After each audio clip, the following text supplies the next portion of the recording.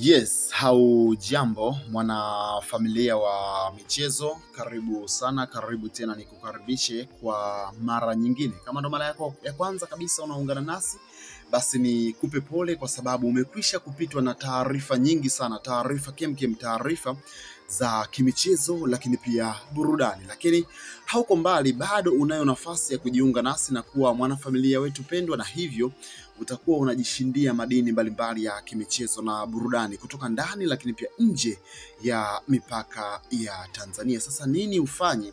Cha kufanya ni kitu rahisi mno, ni kitu kidogo. Tazama chini ya video yako kuna maneno yanayosomeka kama subscribe, yabonyeze mara moja, lakini pia mara baada ya kufanya hivyo kuna alama moja ya kengele itatokea, nayo utaibonyeza mara moja. Kwa kufanya hivyo tu basi moja kwa moja tukomekwisha kujisajili na kwa muda wetu wa karibu kabisa wa channel yako pendwa, na hivyo utajipatia taarifa kemkem za kimichezo na burudani, hususan zinayohusu klabu yako pendwa ya Simba Sports Club.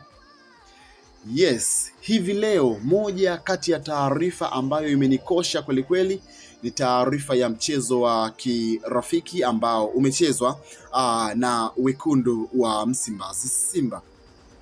Ni matumaini yangu ya kwamba unafahamu ratiba mbalimbali zimesimama kwa muda kupisha kalenda ya FIFA ambayo inaamuru mataifa kucheza mechi za kirafiki.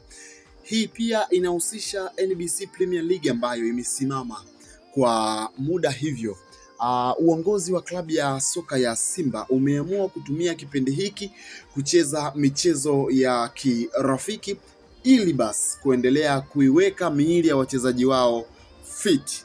Na hivi leo klabu ya soka ya wekundu wa Msimbazi Simba imecheza mchezo wa kupimana nguvu dhidi ya klabu kutokea nchini Uturuki ambao wapo hapa nchini Tanzania kwa ajili ya mapumziko. Kiwango bora kweli kweli kimeonyeshwa na nyota wa wekundu wa Msimbazi Simba wakishinda magoli 5-0.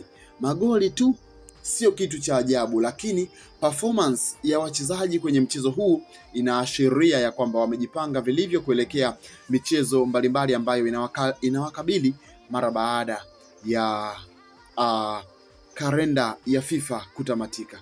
Niko hapa kukujuza masuala kede ya kimichezo na burudani.